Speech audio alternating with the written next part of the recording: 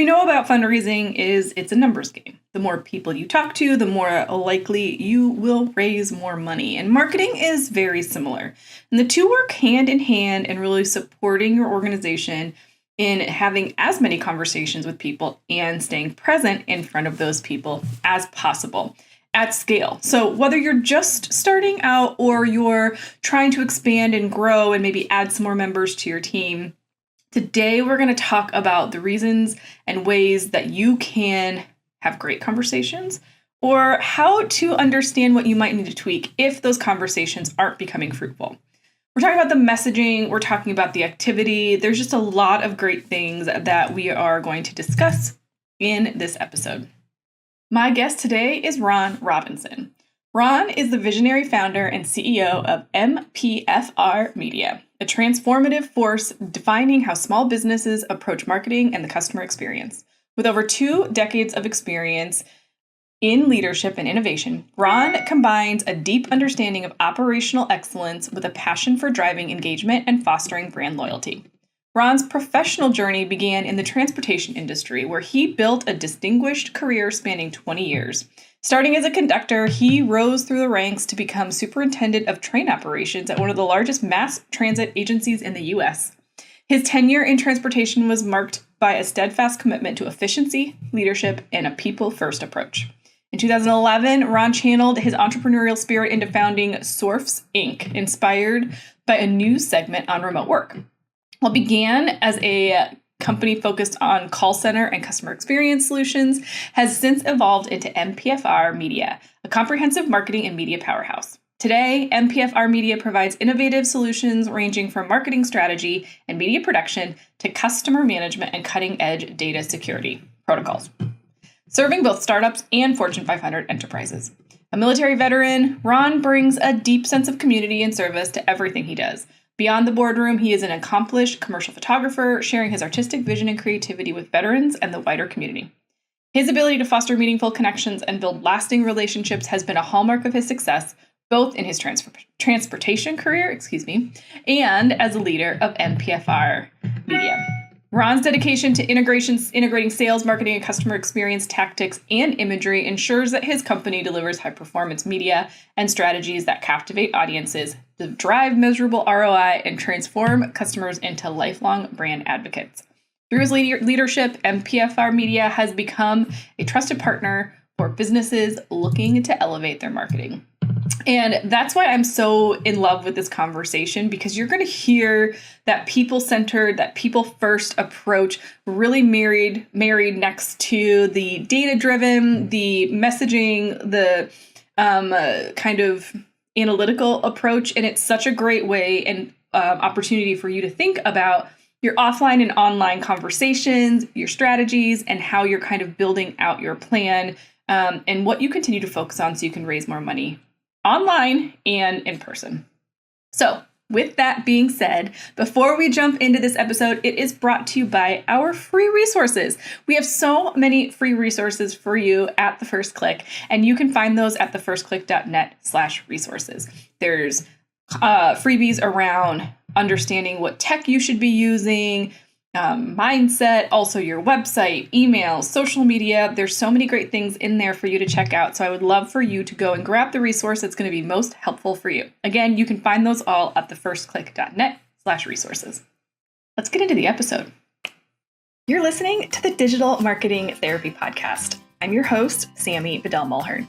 Each month, we dive deep into a digital marketing or fundraising strategy that you can implement in your organization.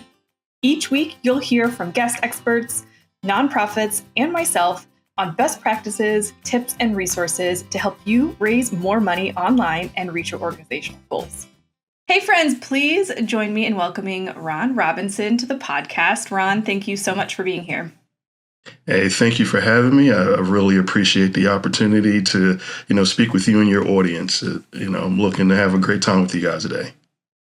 Yeah, we already had such a great conversation. I had to quiet Ron because he was giving me so much goodness. I'm like, we gotta wait. We gotta hit record. We don't want people to miss out on all this amazing stuff. So I love when we have people on the podcast that are so value aligned and strategy aligned. So I know this is going to be an awesome conversation. And we're talking marketing, but in a little bit of a different way. And so I would just kind of love for you to share a little bit about why kind of marketing and conversations and meeting people and nonprofits is something that you're passionate about before we kind of jump into some strategies. Yeah, all right. Well, for myself, like I love helping folks. I love helping people, reach their goal, reach their potential. Sharing my knowledge. I hate seeing someone, struggle or try to figure something out, and I'm right next to you and I have that answer. So I just love to share. I love to help other folks succeed.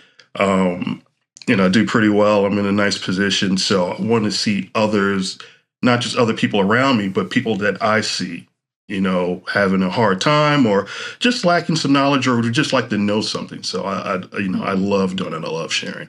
Love, definitely have a soft spot for nonprofits. Love helping nonprofits achieve their goals and helping them, whether it be fundraise or event plan or whatever that may look like. So, Well, and that is precisely why I'm so excited for this conversation because I think the heart and the love that nonprofits have for their community sometimes doesn't allow them to do the strategic things that they know they need to do because they might think it feels inauthentic or it's too salesy.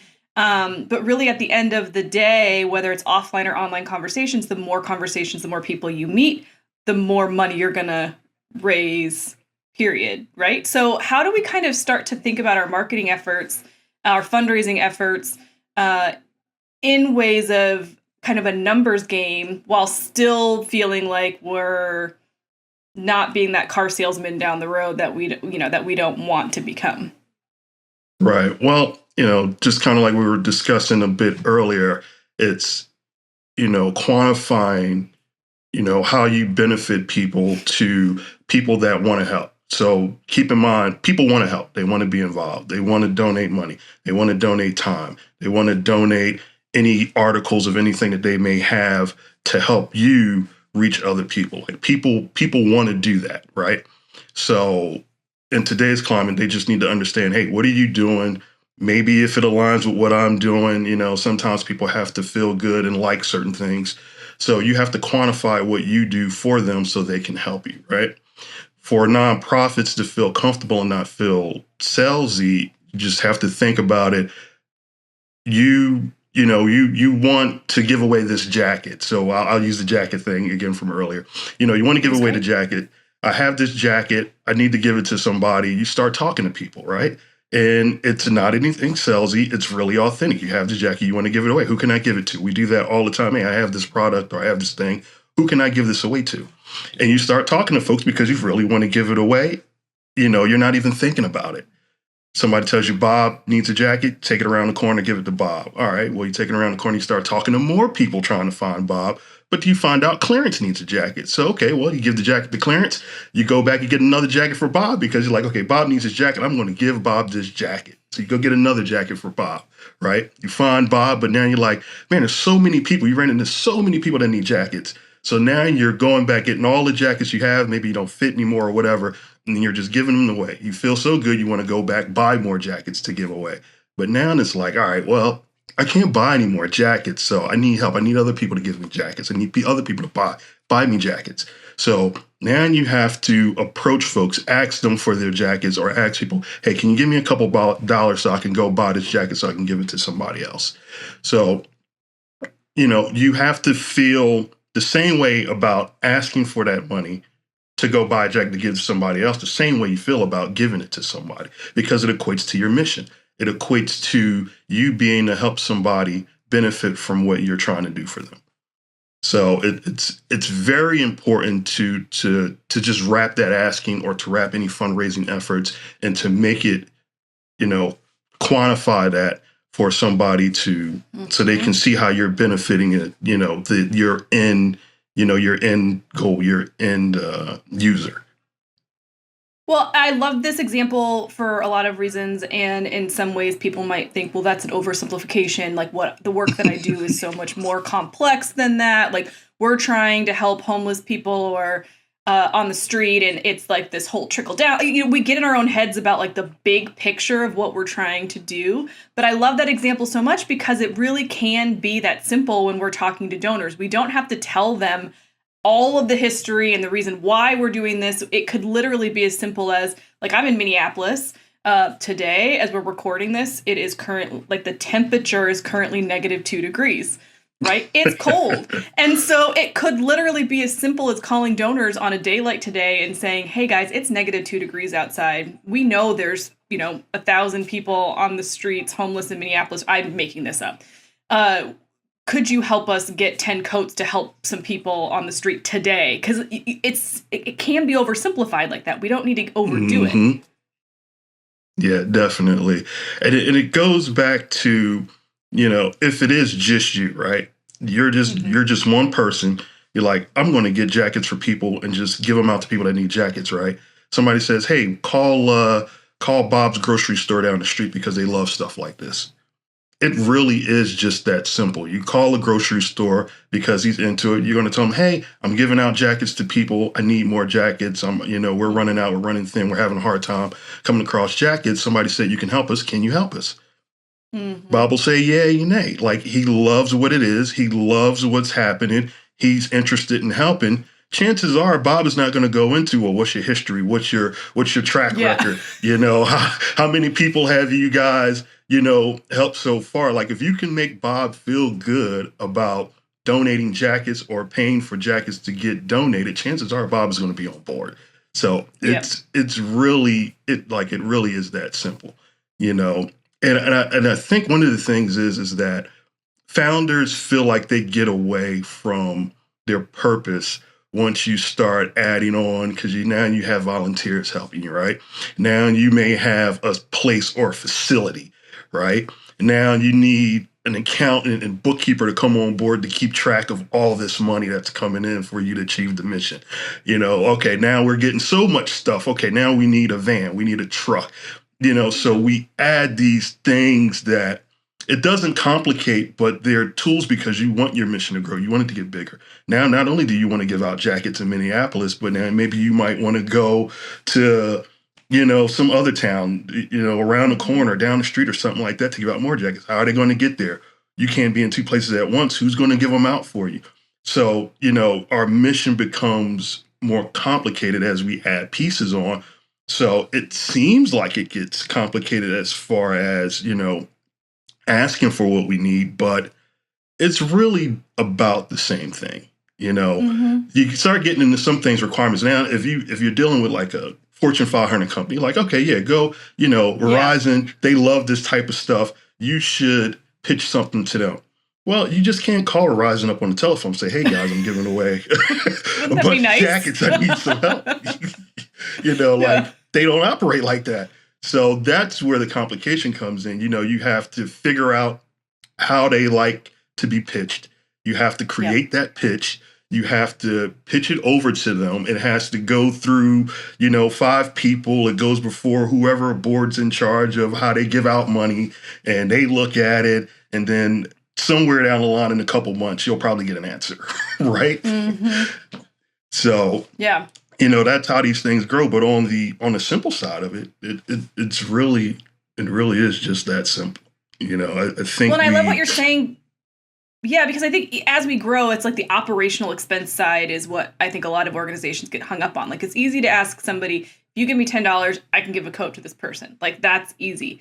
But we get hung up on this. Okay, but if I'm also asking for, like, we need to pay for the electricity bill to keep our facility running or the gas to keep our trucks going, like, that's not as sexy or fun. Mm-hmm. We get in our own heads about that. But to your point, it still is, if you give us this money, we can give the coats away, because that's ultimately what you're trying to do. And so what I love about this, the kind of arc you've taken us on, is at the beginning, it's very much grassroots. It's who do you know, who can help, blah, blah, blah, blah. As we grow, how do we continue to ensure, like, if I'm going to spend half of my day making outreach calls and having conversations with people, like, or we're going to bring some people in to help with marketing, and they're going to do some social media content and some blog, whatever it might be. We have to update our website. How do we ensure that we are still talking to the right people so that we can get those volume of conversations in, but they're not wasted. Like, I think that's something that we struggle with. We can't just talk to everybody. So how do we kind of make sure we're talking to the right people? Yeah, that is true. Definitely can't talk to everybody. And, I guess I kind of want to feel like that you're not really ever talking to the wrong person, right? Mm. Anything come back around. The reason why we network and the reason why we talk to people is to plant a seed. 9 times out of 10, like if I want to take something and just give it to somebody, 9 times out of 10, that first person that I talk to is probably not going to be the recipient. But next week, they may run into somebody that could be the recipient. So unless I I'd see something on the table like, oh, you know what? Jill needed the stapler. I remember that. I think I'm gonna just give this to her. That could happen. But if you're like, oh, I'm just looking at the stapler, I just want to give it away. I don't need it anymore. I don't know who needs it or not. I have to find out. That's the marketing piece. You have to find out. Marketing is just about getting your message to the person that needs it at the time they need it. That's it. That's all it is. Yeah. Very simple, right? And so all these other tactics and spending money is where you come in at to get that message to the person that needs it at the time they need it. That's where you spend the money at. That's where analytics come into play. That's where, AI now is coming into play. That's why, cookies are, giving you ads and everything like that, because it's all about getting you the message at that right time when you need it. That's what it's about. So on the simpler side of things, if you're just talking to people, most of the time you're not talking to people at the time they need the message, or at the time they're ready to buy, or at the time they're ready to give something. Most of the time you don't reach people at that stage unless you create more opportunity talking to a whole lot of people. And that's the other aspect of it. That's another place where you spend money and you grow marketing, because it is also about talking to as many people or getting your message in front of as many people as you can, right? Yeah. Combination of as many people as you can and as many people as you think that message will resonate with. If you can find 100 people that resonate with your message, your close rate will be very, very high. If you just generally put 100 people in front of your message, of course, your close rate's going to be lower, because it's not going to resonate with them the same, because they're not on the same page. They're not thinking about it. It's not something they need right now. So it's going to hit a little bit differently.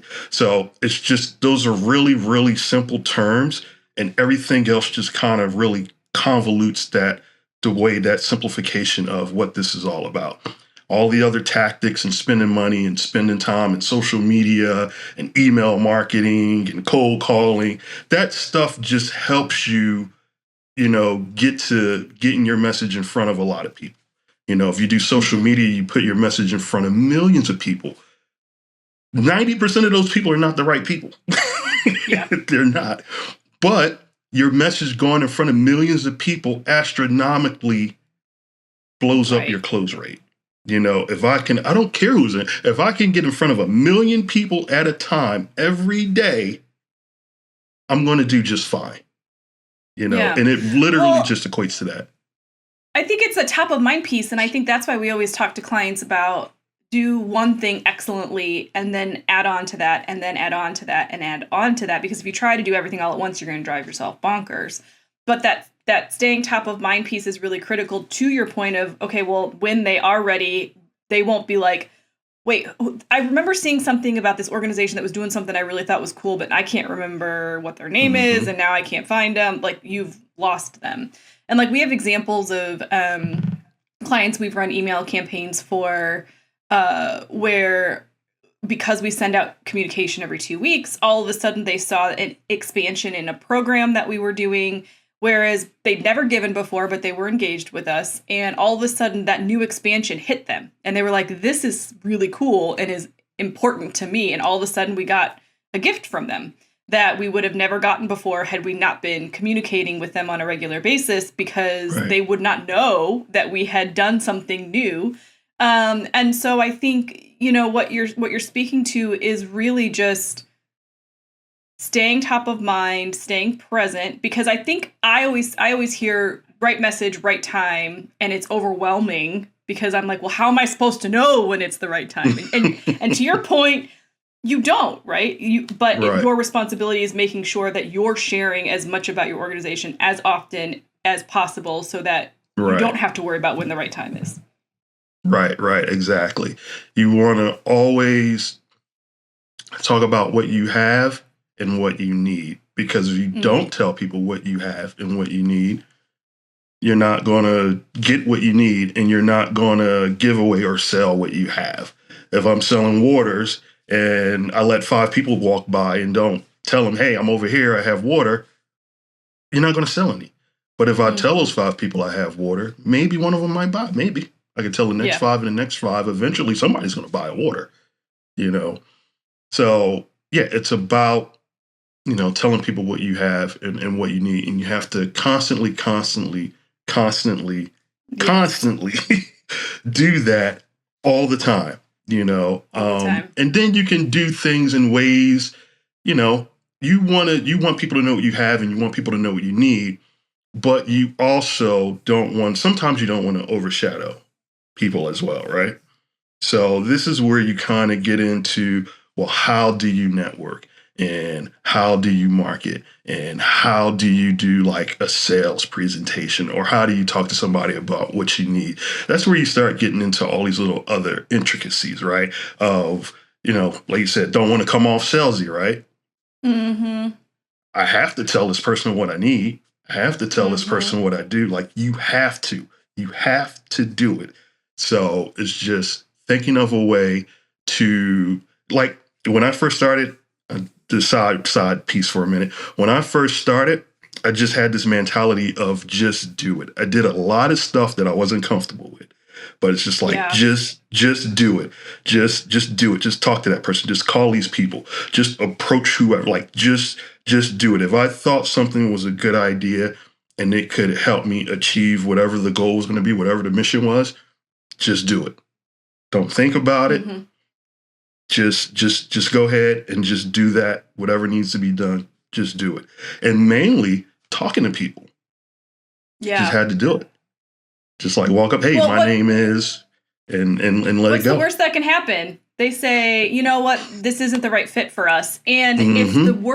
if the worst thing out of that conversation is a no, you're not the right fit, but you can have the opportunity to say, well, I really enjoyed this conversation. Is there somebody else that you might know that this might be a better fit for? Because to your point, Right. people want to help out, they want to participate. Doesn't mean that everything is going to be a yes, but you never know what's going to come out of a conversation, but you know what's going to not come out of a conversation. Like, if you don't have just like your water example, if you don't have the conversation, nothing is going to happen. Right. Exactly. So definitely important to just do it, have that conversation. Make sure you tell people what you need and you tell people what you have. That is probably the most important takeaway. People have to know Yeah. what you have and they have to know what you need. That is like so important. Well, I want to double down on that really quick and ask you, when we are talking to people about what we need, that it shouldn't be like coming out of a fire hose, like, well, we need 15 different things, right? Like, how do we kind of prioritize what we need to, encourage that conversion, but also to just not overwhelm the people we're having a conversation with? That's a good one. I'm kind of one that likes to focus in, like, okay, this is what we have, this is what we're selling. It should be very, very focused, very laser, right? Mhm. Shouldn't be a whole lot of fluff involved in it. Yep. Because people get distracted with fluff. You want to stay very granular. So yeah, sometimes you just have to pick that thing. I mean, you need jackets, right? You need hmm money for jackets. You need money for trucks. You need money for electricity. Like you were saying, you need money for building. Do you ask for jackets? Do you ask for money? Do you tell people you need money for operational costs? Like, what are we doing, right? Ask for the money, put your mission out there. You don't have to Mhm. tell people necessarily I need money to pay, Susie over in payroll, or, we got to put gas in the truck or something like that.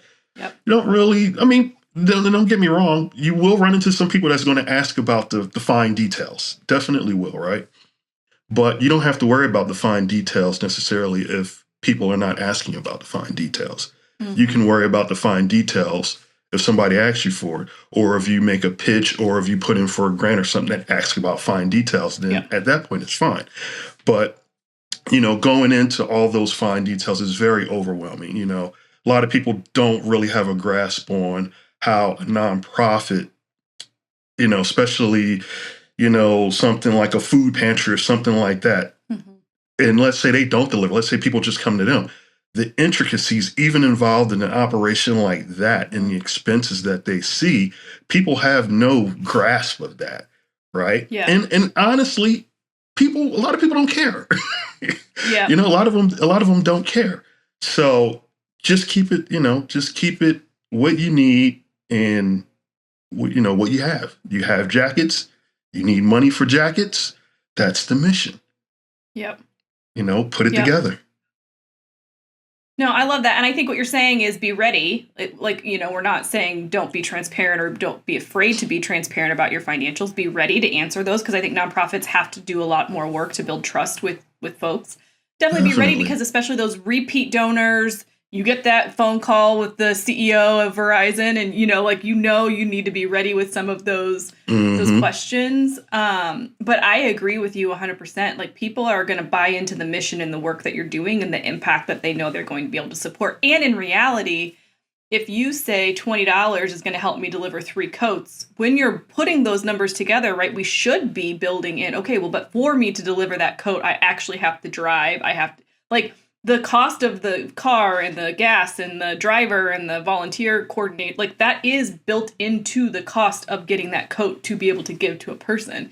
So I think we need to Right. think about how we're managing those, not managing, how we're communicating what it costs us to actually deliver the mission and put that into those impact statements, because that just helps us all around.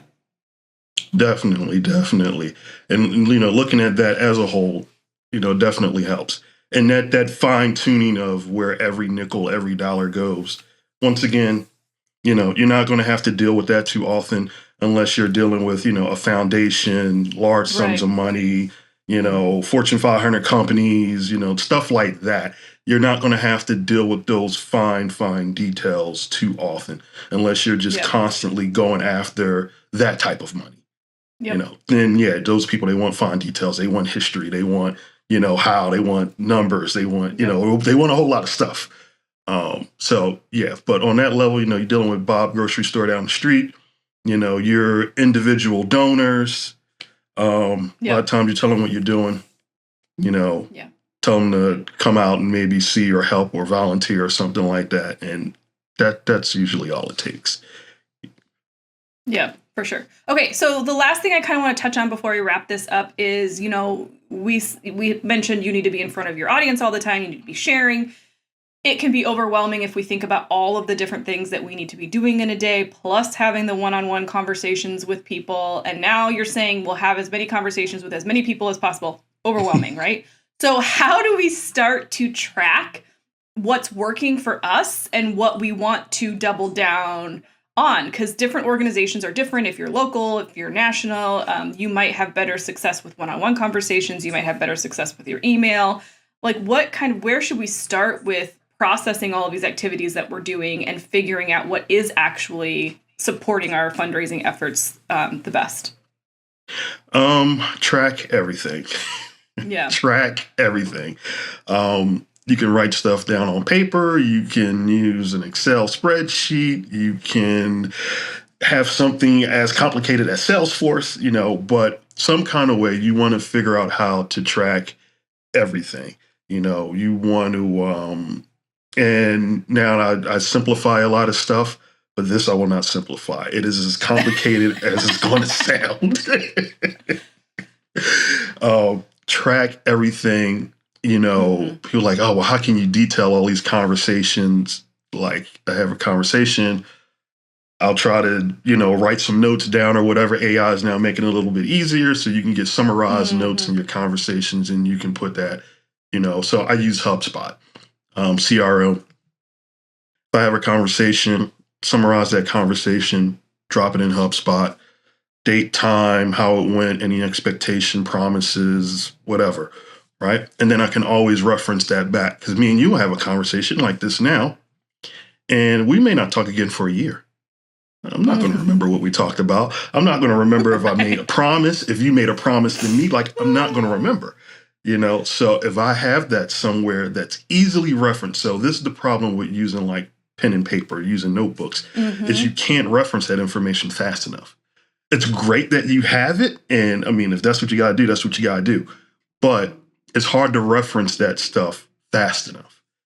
For when you need I have to just laugh at this really quickly, and then I'll let you continue on. But I can't tell you how many times I'm like connected to somebody who connects me to somebody who connects me to somebody, and then it's like we can't get a meeting on the calendar for like 3 or 4 weeks, and then it pops up, and I'm planning for my week, and I'm like, who is this person, and what are we even talking about, and why, where? And I'm searching my email and all the places, like, where did this person come from? And then we both show up on the call, like, why are we here? Sorry. So I love that because it's so spot on, and I know that this happens all the time for everybody. So, but anyway, yes, continue with the tracking everything. Definitely, yeah. So track everything. If you can, if you keep that in mind, like I mess up sometimes, or I don't log something, or it happens, But just try to keep that discipline of tracking everything. Track your conversations. Track who gives you what you give away, what people are doing. Like it's really like that intense. Like track everything, and it makes conversations easier as well. Yeah. So with tracking everything, getting into how you know what's working and what's not working. If you're like, man, I had 10 conversations and they just didn't go too well, right? If you have that summary, or even better, if you have that word for word of how the conversation flow, you can look at that and say, yeah, you know what? I did this the past 10 times. It didn't work out. Let me look at the past 10 conversations from there. You look at, oh, these went a lot better. Let me get back to this flow over here versus that flow, So you start gauging that. You look at what went well, what didn't go well, and incorporate what went well. That part is very simple. Look at what didn't go well, what went well, get rid of what didn't go well, incorporate what did. That part is very simple. But if you're not tracking everything, it's hard for you to go back and look at what went well and what didn't go well. See those trends. I love that because I think any person, I don't do the marketing for my own business because I'm too in it. Like I need a third party to like help me process and like work on my sales flows and like all like I can't. And so when you're talking and pitching to donors all the time, there's a lot in the messaging, the jargon, the words that we use, the way we talk about the problem that we're solving that's so different for us in the day-to-day versus the person who just wants to give you a quote. Like there can be so many things that we overcomplicate and that we aren't being clear about because, we're 10 steps above in the knowledge area from the person that we're talking to. And for a lot of us that are in super complex types of organizations, if it's a research-based thing, it can get out of hand real quickly. So right. I think that's really, really good too, to pay attention to those conversations and maybe have somebody else go through them with you so that they can pick out the things more quickly that, even just changing words. We had somebody, I just recorded a podcast episode last week on, like SEO and keyword research. And he was sharing something as simple as a company he was marketing for hot sauce. Well, hot sauce doesn't land with people, but chili sauce did. He was in the UK. And, just like little tweaks like that can make a huge difference. Definitely. And that speaks to like, spending money, spending time. More money you spend, less time you spend, right? So time, somebody helping you, that's somebody else's time. Now, are you paying that person or are they just helping you because they're your friend or something like that? All right. that it's still time, still somebody else's time, whether you paid for it or not, right? So if you personally want to spend less time, you usually have to pay more. And if you don't want to pay more, then you usually have to spend more time. Yeah. So the time it takes for you to go through, 100 conversations and figure out the tone and what happened, why it went well or why it didn't go well, that takes a lot of time. Versus paying $100 a month for some software where you can just plug that in and it can kind of spit out what's going on, or having somebody on your team that can look at that, or a coach or something that says, hey, why don't we try doing it like this? Yeah. So, tell people sometimes you're going to have to invest into what you're doing because you just don't have the time. Like it's impossible. And that's another step on the marketing chain is you get to a point. So we're growing this operation. Now we have a facility. We got people. We got trucks. We got this. We got that. You talking to 150 people a day is not going to cut it. Yeah. Number one, you don't even have the time to talk to 150 people a day. And you need to talk to thousands of people. Your message needs to hit thousands of people a day in order for you to maintain that operation. So you have to invest in that. Yep, for sure. I feel like we could talk all day. So much good stuff in this episode from like when you're just getting started, if you are, to like as you're starting to grow and scale. So I really thank you, Ron, for sharing your wisdom and your insights.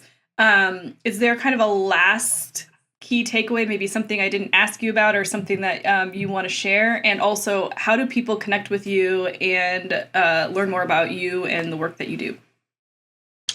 Let me see. I think I pretty much hit on everything I wanted to hit on. You hit on a lot. Basically, just simplifying the marketing piece. People get intimidated with marketing. And I don't want them to get overwhelmed or intimidated. Usually like small business owners, people don't really have a lot of money to invest. It's just like, look, just talk to people. Just talk to people. I know I said document everything, but you can't sit around and wait for things. You have to just do. You have to make it happen. So where you're at right now, that's all you can do is talk to people, talk to people, talk to people, talk to people, talk to people. Do that. Tell people HubSpot's free. HubSpot has a free thing. You can just get it, use it, document things, keep track of folks. So there's no excuse there. So download, get HubSpot. It's free. Of course, you can pay for things if you start getting bigger. They have marketing, sales, all kinds of stuff. But on the surface, it's free. They let you use it as a CRM, keep track of your people, keep track of what's going on with them. So yeah, that's about it. And just time and money. You spend more time if you spend less money. You spend less time if you spend more money. Just understand that correlation to where you're getting places, because that'll help you understand why your growth is getting stunk. If you can only do but so much, you are in the way of your growth. Yes. You have to get out the way and start leading with your pocket a little bit. I mean, unfortunately, that's just the way things work. Yep. That's so good. And how do people connect with you, Ron? LinkedIn's probably a good spot. Ron R. MPFR is my thing on LinkedIn. Instagram, pretty much most of the social media. It'll be Ron R. MPF. Instagram, pretty much most of the social media. It'll be Ron R. MPFR. Input, contact, and drop me a line in there as well. Ron R. MPFRmedia.com. Tom's email if you want to reach out, advice. I'm always willing to just talk to somebody, give you some advice. If you're in a spot, a pickle, give you some advice, help you out of a spot. Love it. Well, we'll have all of those linked up in the show notes at thefirstclick.net/291. Ron, thank you so much again for sharing all of your insights with us. No problem. Thanks you guys for having me. I appreciate the opportunity. Appreciate the time. So big thank you again to Ron for joining us today. What a great conversation. We could have probably talked for another hour or so, but I know your time is valuable. So if you want to connect with Ron, learn more, dive deeper into some of the topics that he talked about today, you can do that by grabbing all of his links at thefirstclick.net/291. Can you believe we are almost getting to episode 300, which is crazy. But thank you so much for listening. While you're here, smash that subscribe button. Make sure you are following us and have those notifications on so you can get notified when a new episode drops. We have some amazing topics coming up this year still. If you want a little bit of a sneak peek, we are talking about some Google Ads. We've talked about some Google Ads stuff. We've talked about curiosity. We're also going to be talking about how to stay passionate and creative, even if you're a long-term development director, how you can kind of keep that energy. We've got some podcast conversations. We've got social media conversations coming up. We've got AI and ChatGPT conversations coming up. So lots of good stuff coming in your way, and I don't want you to miss it. So make sure you get notified when we have new episodes dropping. And if you're on YouTube or you're on Apple Podcasts, make sure you leave us a review also. We'd love to hear from you. So thank you so much for being here. Again, you can find the show notes at thefirstclick.net/291, and I will see you in the next one.